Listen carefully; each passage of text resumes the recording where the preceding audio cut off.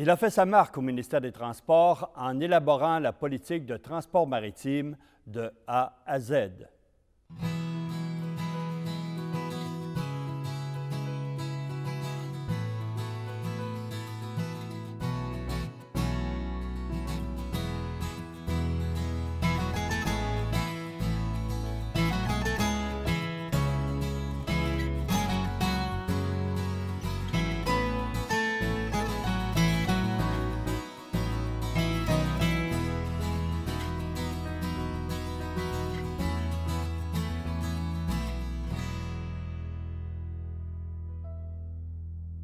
Bonjour, M. Barry. Bonjour. Vous avez hésité à vous représenter en 98. Pour quelle raison?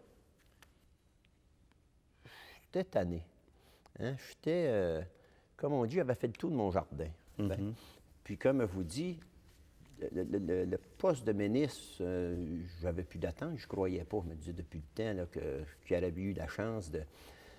J'aurais pu avoir la chance d'accéder à ce poste-là, puis je ne l'ai pas été. Fait que, bon, ben, tu laisses tomber, tu laisses tomber. Puis, comme je dis, j'avais eu ma région administrative, il y avait bien des projets d'autres projets qui étaient en marche dans le comté d'Arthabasca, puis qui étaient poussés assez loin que ça n'aurait pas pu tellement... Les mettre en péril? Oui, mettre en péril, c'est ça. Puis, c'est ça, j'avais moins de motivation, on va vous dire. Hein? Et vous avez été élu, réélu, et là, vous êtes nommé ministre. Ça, c'était une surprise? Oui, c'est une surprise certaine, hein, parce que suite à la sollicitation de bien du monde, puis de même le bureau de M. Bouchard, puis lui-même, a dit « Il faut que tu te représentes, être toi dans le comté. » On est assuré de ce comté-là, comprends-tu? Puis, bon, je le sentais, là, c'était pas une grande déclaration qu'il me faisait là, hein, tout ça. Et, bon, j'ai accepté de donner un autre coup, comme on dit. Puis là, ben, je reçois un appel. Après l'élection, je reçois un appel. J'étais chez moi, ça la ferme. Puis là, une dame là, qui m'appelle, elle me dit « Bon, M. Barry, elle dit, M. Bouchard veut vous voir à, je ne sais pas quelle heure, demain après-midi. » Ben là, je savais là, que c'était pas pour me féliciter de mon élection. Là, Il aurait pu faire ça par téléphone? Oui, c'est ça. Parce que, après le temps, tu sais un peu comment ça marche. Hein? Ouais. Puis là, elle me dit, il faudrait que vous emmeniez, si vous êtes avec votre auto, il faudrait que vous emmeniez quelqu'un avec vous, là, en voulant dire de descendre votre auto, je ne sais pas pourquoi. Ben là, c'était assez clair. Hein? Ça fait qu'il me semble qu'elle me demandait vers 1 heure, 1h30. Là, il dit, bien là, ma chère madame, il dit, je ne peux pas être là à cette heure-là, c'est impossible pour moi. Comment ça? Moi, j'avais accepté, pour la télévision communautaire à la Plessisville, de l'Érable, là, les autres faisaient un genre de forum, panel, là, qui invitait différents milieux là, pour parler de la situation sociale de la MRC de l'Érable. Puis moi, je faisais partie de ce panel-là comme député, c'est bien. Fait que, puis ça, c'était enregistré en direct. Fait que moi, je n'étais pas pour les appeler juste la veille puis leur dire je ne peux pas être là. Hein? Moi, pour moi, là, ça aurait été un manque, ça les aurait désorganisé tout ça. Fait que là, je lui explique ça. Il dit c'est sur l'heure du midi. Il dit moi, je ne peux pas partir de chez nous avant 1 heure certain de Plessisville, de monter à Québec. Fait que, je ne peux pas être là dans une demi-heure. Il dit si je voulais payer mes tickets, je m'essayais de monter en une demi-heure. Non, c'est ça. Fait qu'on a convenu d'1 heure, là, je ne sais pas, vers 3 heures, je pense. Là, puis fait que quand je suis arrivé au bureau de M. Bouchard, bien là, c'est ça. Il me dit, bon, là, j'ai pensé à toi, bon, puis tout un flafla, tout ça, bien correct, là. Puis il dit, tu vas être ministre délégué à voirie. Hein? Délégué au transport. Ben, au début, c'était délégué à voirie, parce que de même, ça s'appelait. Délégué à voirie. Mais lui, il m'a dit, tu vas être délégué au transport. Fait que là, il dit, hein? Comment ça? Ça a été ma réaction. Bien, moi, je n'ai pas sauté en l'air, hein, parce que je disais délégué au transport. Parce que moi, je savais que d'autres députés avaient été délégués au transport. Puis délégué au transport, là, la job de délégué au transport, c'était de signer des lettres que le ministre ne veut pas signer. C'était d'aller à des places où il y a un refus, prends-tu? C'est un peu ça, là. Tu n'as pas grand responsabilité de tout ça. Fait que moi, il dit à M. Bouchard, là, il dit, écoute un peu, là, ça me déçoit grandement. Il dit, moi, dans ma vie, là, j'ai jamais aimé justifier mon salaire. J'ai toujours aimé gagner mon salaire. Puis là, délégué au transport, bien là, qu'est-ce que vous voulez que je fasse là? Hein? Je ne me répéterai pas, mais il lui dit ce que c'est, il vient vous dire. Hein? Ah, ouais, ah ben là, puis là, ben, t'es le dernier à passer, là. T'es pas marché pour négocier un autre ministère, hein. T'es le dernier ministre, là, c'est bien à passer. Fait que là, il me dit, ah, ben, tu vois, ça va bien aller, puis avec le gars, la personne qui est en ministre en titre, tu t'entends avec lui, puis il m'a dit dire que, bon, ben, ah, ben là, t'as pas le choix, crime, hein, bon. Fait que là, après ça, on m'apprend que c'était avec Guy Chevrette que j'étais au transport. Ça m'a rassuré un peu parce que me dit, moi et Guy, on a toujours été en bon terme, puis toujours été une bonne dynamique entre nous deux. Fait que c'est comme ça que je l'ai appris. Mais avec Guy Chevrette, comment ça a été, justement, le partage du travail? Ah, ça a bien été parce que Guy c'est un petit vite, ça aussi, Guy. Hein? Ça, on se rend compte tout de suite, là, de même, je pense, c'était après tout un cocktail, après la formation du conseil. La sermentation. La sermentation du conseil ministre. Fait que là, Guy vient moi, il dit, il dit, on va s'entendre, il m'a donné des mandats pour m'occuper de tout ça. Fait que moi, il lui dit tout de suite, non, Guy, je veux pas ça des mandats, moi. Fait que là, ouais, qu'est-ce que c'est ça, on a pas ça. Non, il dit, moi, me donner un mandat, là. Puis il dit, mec, le mandat soit fini, là. On fait quoi? Là, je dois te demander, puis m'en donner un autre, puis moi, même pas ça demander des choses. Ben. Ah, ben, il dit, on se revoit demain. Ça marche. Fait que le lendemain, moi, j'avais mûri mon affaire. Puis là, moi, il avait proposé, là. J'avais dit à Guy, je savais comment le ministère des Transports fonctionnait, tout ça, pour y avoir été là maintes et maintes fois. J'ai dit, on va diviser le Québec en deux. Le ministère des Transports, de toute façon, il y a deux directions régionales, territoriales, excusez, c'est bien, soit l'Est du Québec puis l'Ouest du Québec. Fait que j'ai dit, on va prendre chacune notre direction territoriale. Moi, je vais m'occuper de l'Est du Québec, puis toi, tu t'occuperas de l'Ouest, c'est bien. Puis bien d'autres affaires, tout ça. Ah ouais, ça se fait-tu, tu penses, ça? Je vais en parler au sous-ministre, puis ça a de l'allure, tout ça, c'est bien. Fait que là, on parlait à M. Trudeau, André Trudeau, qui était sous-ministre, puis eux autres, ils étaient bien contents, les fonctionnaires, parce qu'il y a toujours eu un petit malaise entre le ministre délégué et le ministre en titre, parce que départager les responsabilités, tout ça, là, ça a toujours été un problème pour les fonctionnaires, c'est bien. Fait qu'on a fonctionné comme ça. Puis Guy m'avait donné aussi la responsabilité du transport maritime, la responsabilité des véhicules hors route, soit les motoneiges puis les VTT. Puis également, il m'avait donné la responsabilité de la route verte, de l'établissement de la route verte, la piste cyclable qui traverse le Québec bord en bord. Fait qu'on a parti là-dessus, puis on a fait du chemin, comme on dit. Justement, la politique maritime, de transport maritime, vous l'avez ébauchée, vous l'avez conduite à terme. Il y avait bien du monde là-dedans. Par quel bout vous avez pris ça? Oui, ça, la politique maritime, ça, J'avais la responsabilité de la Société des traversiers du Québec. J'avais aussi la responsabilité du secrétariat à la mise en valeur du Saint-Laurent. C'est un petit organisme qui existait depuis un bon bout de temps. Ça, M. Lévesque a mis ça en place là, au début des années 76, le mandat. Et j'ai rencontré ces gens-là, les gens de la Société des traversiers, puis les gens du secrétariat de la du Saint-Laurent. Et je me suis aperçu que ces gens-là étaient un peu beaucoup délaissés par le ministère, par le ministre, parce que les ministres n'avaient trop d'affaires à faire, puis pour eux autres, ça, c'était secondaire ou ça, tout ça, hein, bon. Et là, en rencontrant ce milieu-là, qui est un milieu extraordinaire, je me suis aperçu qu'il y avait un potentiel énorme au niveau du transport, entre autres, au niveau du tourisme, puis au niveau de l'environnement, à développer le transport fluvial. Parce que dans le passé, il y avait beaucoup de navigation sur le fleuve, là, les caboteurs. Les caboteurs, hein, c'était énorme, le transport faisait tout là. Puis en plus de ça, moi, j'ai un camp de pêche aux Escoumins, vous allez me dire quel rapport ça a, je vois souvent ça à 138. Hein?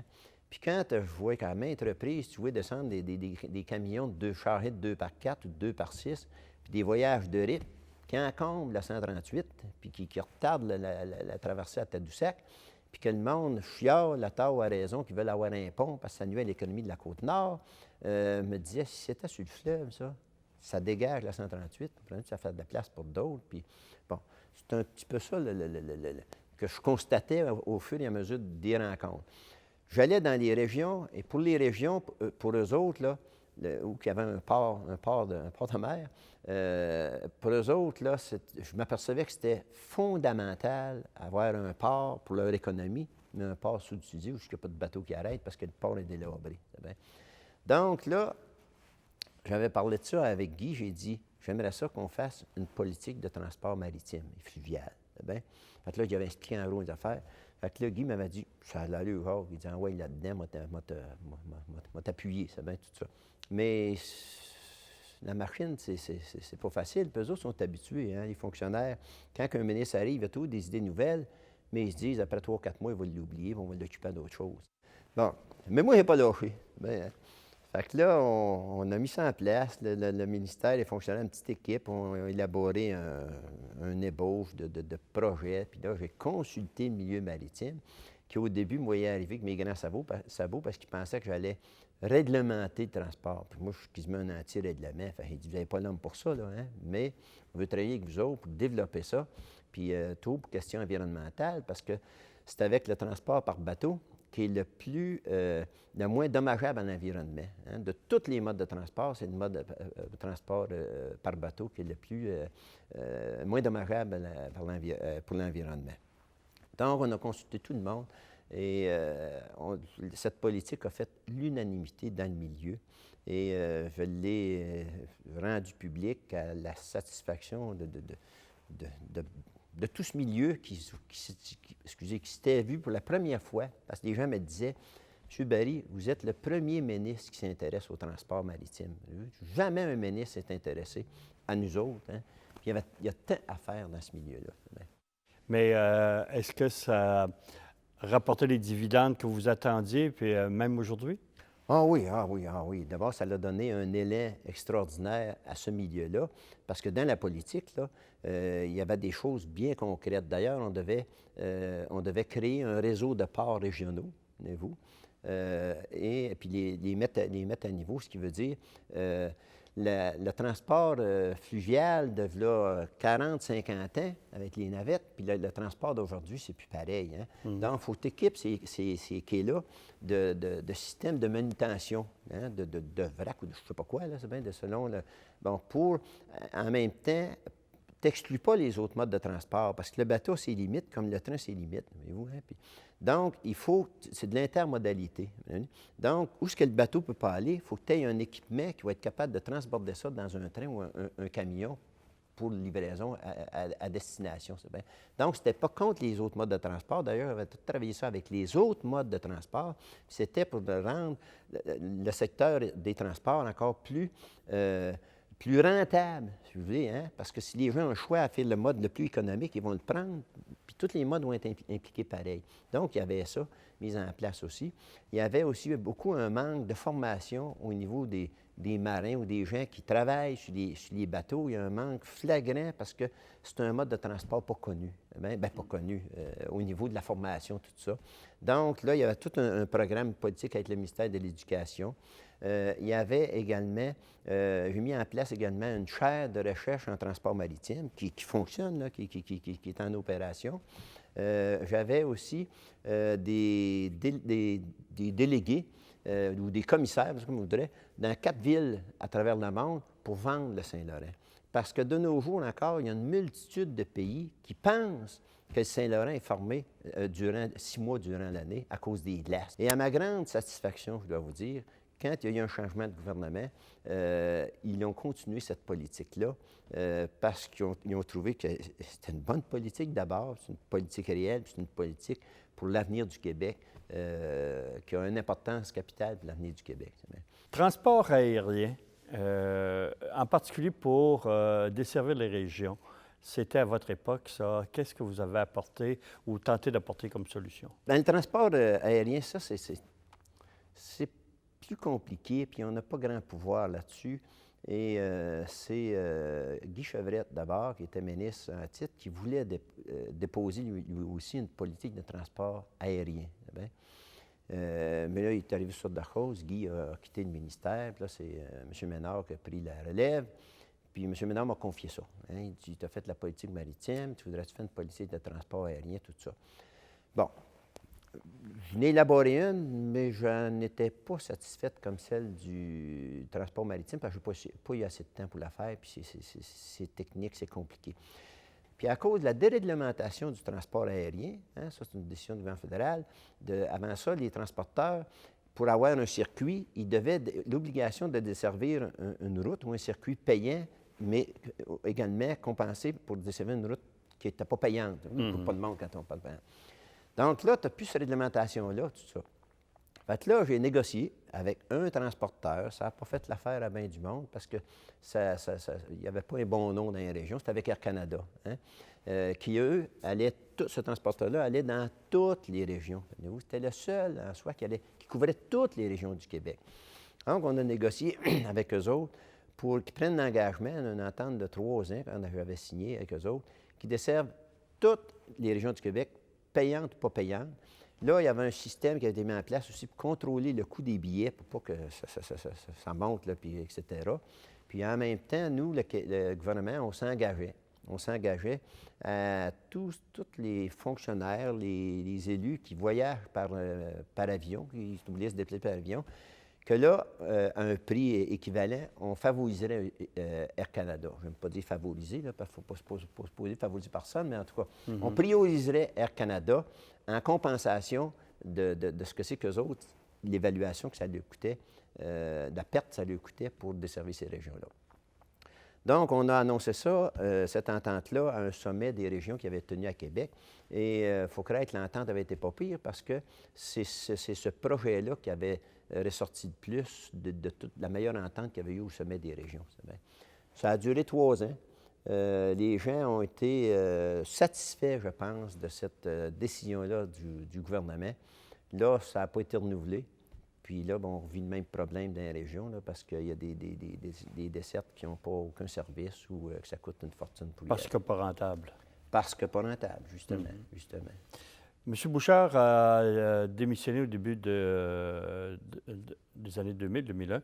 Est-ce que ça vous a surpris beaucoup? Ah oui, énormément surpris. Hein? Moi, j'étais en vacances au Nicaragua, imaginez-vous. Hein? Et après la journée, je reviens à ma chambre, puis des papiers en dessous de la porte. Je regarde ça, des fax, des télégrammes. Mon Dieu, qu'est-ce qui se passe? Tu peux me dire, le monde m'aime-tu tant que ça? Oh, ben là, y a-t-il de la mortalité dans la famille? Il me court jusqu'en vacances. Hein? Ouais. Fait que là, pendant ça, il y en a un, c'était mon garçon qui essayait de me rejoindre. Puis l'autre, c'était M. Chevrette, puis quelqu'un chez M. Bouchard, là, son chef de cabinet, qui essayait de me rejoindre. En tout cas, là, je retourne l'appel. Puis, il y en a un, mon gars, j'appelle mon gars d'abord, parce que la famille, c'est la famille. Hein? Lui, il m'apprend que mon père était décédé. Bon, crime. Fait que là, je rappelle, c'est Guy, là, Guy Chevrette qui m'avait rappelé, ou je m'avais rappelé, peu importe. Puis lui, il m'apprend là, que M. Bouchard, le lendemain matin, démissionnerait. Je ne comprenais plus rien. Mais ça n'a pas de bon sens. Qu'est-ce qui arrive? Qu'est-ce qui se passe? Dans une semaine, tu es parti. Moi, là, il est arrivé un drame. Je ne sais pas quoi, moi, là, c'est bien, hein? Fait que là, il m'explique un peu les raisons, les conditions, tout ça. Ça m'avait vraiment, vraiment, vraiment frappé parce que c'est un gars avec qui j'ai aimé beaucoup travailler comme premier ministre. C'est un gars qui était à l'écoute de ses ministres, de ses députés. C'est un gars chaleureux, M. Bouchard, qui dégageait d'ailleurs cette chaleur-là. Ça m'a vraiment surpris. Vous avez travaillé sous 4 chefs, vous avez parlé de M. Lévesque. Quelles étaient vos relations avec M. Parizeau, avec M. Bouchard, M. Landry? Bien, M. Lévesque, je l'ai déjà expliqué, je pense. C'était bien. Avec M. Parizeau, je n'ai pas eu beaucoup de contact personnel avec lui. Hein. Puis ça revient toujours à dire, là, c'est pas parce que c'est M. Parizeau, là, hein. Moi, je n'étais pas le courroux de premier ministre. Puis, quand l'occasion se présente, tu parles, mais tu ne fais pas un spécial. Il m'a dit, il est dérangé, c'est bien. Donc, avec M. Parizeau, il y a eu quelques rencontres, il y a eu des bons échanges, là, mais pas plus. Avec M. Bouchard, bien, ça a été souvent, comme je dis, amical. Et des fois, lui, il me parlait, M. Bouchard, là, qui s'ennuyait le plus, puis je savais qu'il y avait une ferme, puis je parlais des fois sur ma ferme, puis j'allais au bois, puis à bûcher, puis tout ça. Hein. Puis M. Bouchard, il m'avait, avec beaucoup de sensibilité, il m'avait parlé que depuis l'accident qui lui est arrivé, là, il dit, moi, ce que j'aimais, parce que son frère, je pense, c'est sa ferme, la ferme familiale ici au Lac-Saint-Jean. Et il expliquait, là, il y a une montagne sur la ferme de ses parents, là, puis il dit, j'aimais ça, monter sur la montagne, comprends-tu, puis aller voir, je sais pas, prendre la nature, prendre l'air, regarder ça, tout ça. Puis là, je le voyais, là, puis dans ma tête, là, tout son passé, sa jeunesse, ça devait tourner à tout ça. Hein. Puis là, ben, il dit, aujourd'hui, je suis plus capable de faire ça, c'est bien. Là, fait que c'était vraiment humain, c'était vraiment chaleureux. On parlait de toutes sortes de choses de même, là, avec, là, c'est bien. Et M. Landry? Bien, M. Landry, c'était... M. Landry, je vais le dire comme je le pense. M. Landry, c'était comme un chum. Hein? Pour moi, là, c'était pas un premier ministre, là, puis je dis pas ça pour lui enlever le titre. C'était plus comme un vieux copain, bien, qui était, depuis le temps qu'on se connaissait, là. Donc, c'était Bernard, puis c'était pas de... Il n'y a pas d'enfer, il n'y a pas de distance, il n'y a pas de froid. C'était comme deux chums qui se parlent. Bien? Ça a été vraiment amical, vraiment bien. Et c'était un peu comme ça. Puis Bernard, à un moment donné, quand il y a eu quelques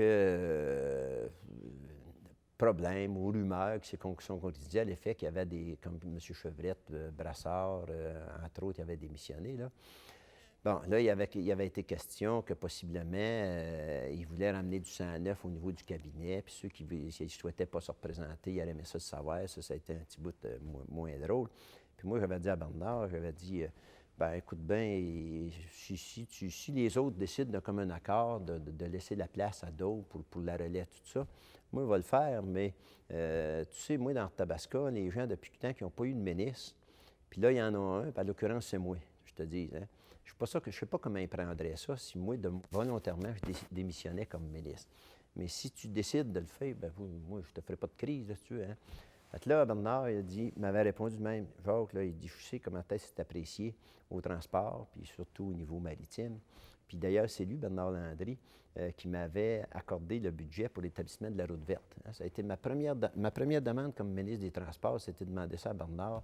20 millions, venez-vous, pour établir la route verte. Ça a été ma première demande comme ministre, hein, qu'il m'avait donné dans son budget. Donc, Bernard m'avait dit, Jacques, jamais je te démettrai de tes fonctions parce que je sais que dans le secteur maritime, tu es apprécié, puis au transport, pareil, fait que j'ai que de bonnes notes pour toi, fait que jamais je te démettrai de tes fonctions, bon, tout ça.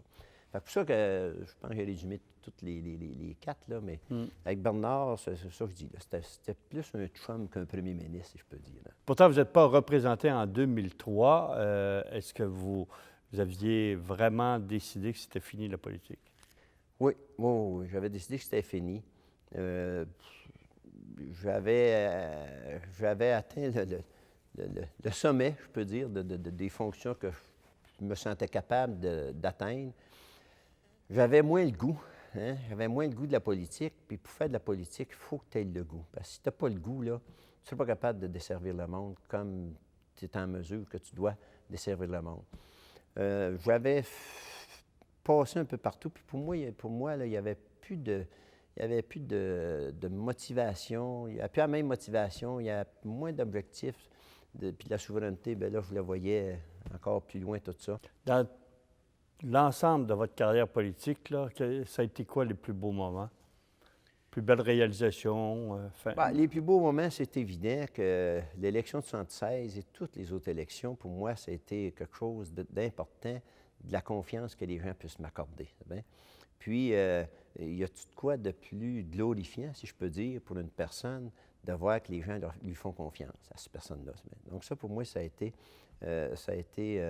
majeur. Aussi, ce qui a été pour moi l'aboutissement de 20 années d'efforts, ça a été lorsque le parti chez nous a souligné mon 20e anniversaire de vie politique.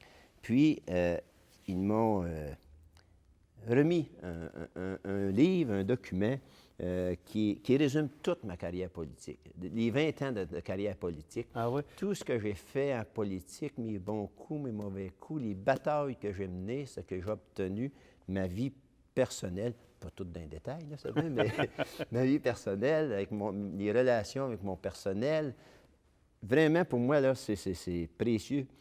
C'est un album complet. La prunelle de mes yeux. Et dans les réalisations de votre carrière?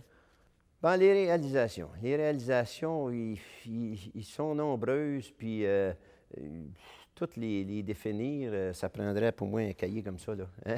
La région administrative, j'imagine. La région administrative, c'est sûr, comme je disais, c'est quelque chose qui va rester à perpétuité, ça, c'est bien.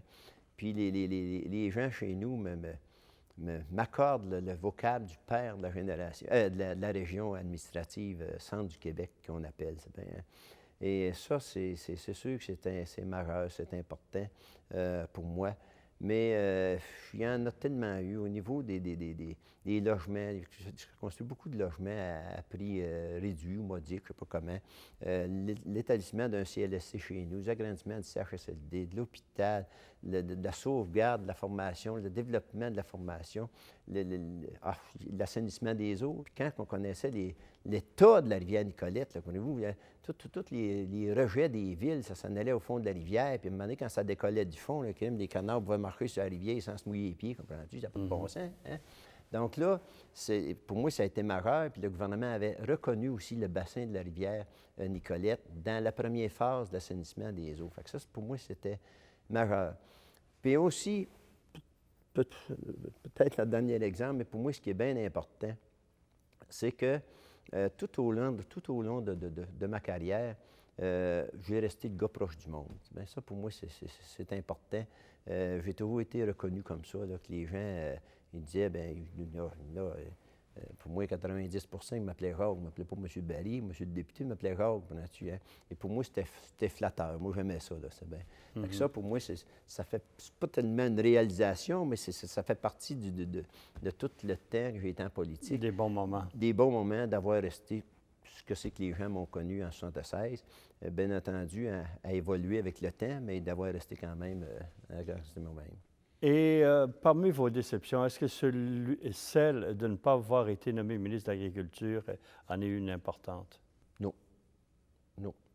Moi, la plus grande déception, c'est l'échec du référendum. Et, et le départ de M. Lévesque, là, dans les circonstances, ça s'est produit, tout ça, là, ça a été important pour moi. Mais pour ne pas avoir été nommé ministre de l'Agriculture, ça m'a fait quelque chose, mais comme je dis, le quelque chose venait plus du fait que je sentais que je décevais le monde. Parce que comment d'agriculteurs, de gens de milieu de l'agroalimentaire auraient souhaité qu'un des leurs soit nommé ministre. Ça aurait été une fierté extraordinaire, qu'eux autres me disaient que ça aurait été une fierté extraordinaire pour ce monde-là, qu'un gars de la terre soit nommé ministre en titre d'agriculture. Quelle image, quel souvenir vous aimeriez que les électeurs gardent de vous comme député, comme homme, comme représentant pendant 25 ans, leur représentant pendant 25 ans? Bien, que les gens se retiennent de moi, que les gens retiennent que je suis un batailleur, hein? Que je suis un gars qui était chez nous, pas juste quand ça allait bien, puis serrer des mains, puis faire des cadeaux, puis faire des félicitations, que j'étais parmi eux autres quand ça allait mal. Bien, quand ça allait mal. Hein? Puis on a vécu des bouts pas faciles, puis, mais j'étais toujours là. Hein? J'ai toujours été là. Puis j'avais ça comme principe, que j'aurais été gêné de retourner voir ce monde-là si j'avais pas été là quand ça allait mal aussi. Hein? Puis les gens n'aimaient pas toujours la façon que le gouvernement fonctionnait, mais j'étais présent. Hein? Ça, les gens aimeraient ça, bien, je pense qu'ils le retiennent également. Puis que les gens, quand ils venaient me porter un dossier, il y avait une réponse. Il n'y avait pas nécessairement toujours la réponse qui attendait, mais au moins ils savaient pourquoi. Que s'il y avait un refus, pourquoi qu'il y avait un refus. Puis, il y a bien d'autres réalisations. Au ministère des Transports, là, j'ai vraiment, pour moi, là, c'est la plus belle fin de carrière politique, là. C'est le meilleur ministère qu'il peut avoir pour dire aimer ça, travailler, puis être apprécié. Autant, je pense, par les fonctionnaires que le milieu que j'ai desservi. Ça a été la cerise sur le sundae, comme on peut dire. Merci beaucoup, M. Barry. Bienvenue, ça a été agréable pour moi. Très agréable.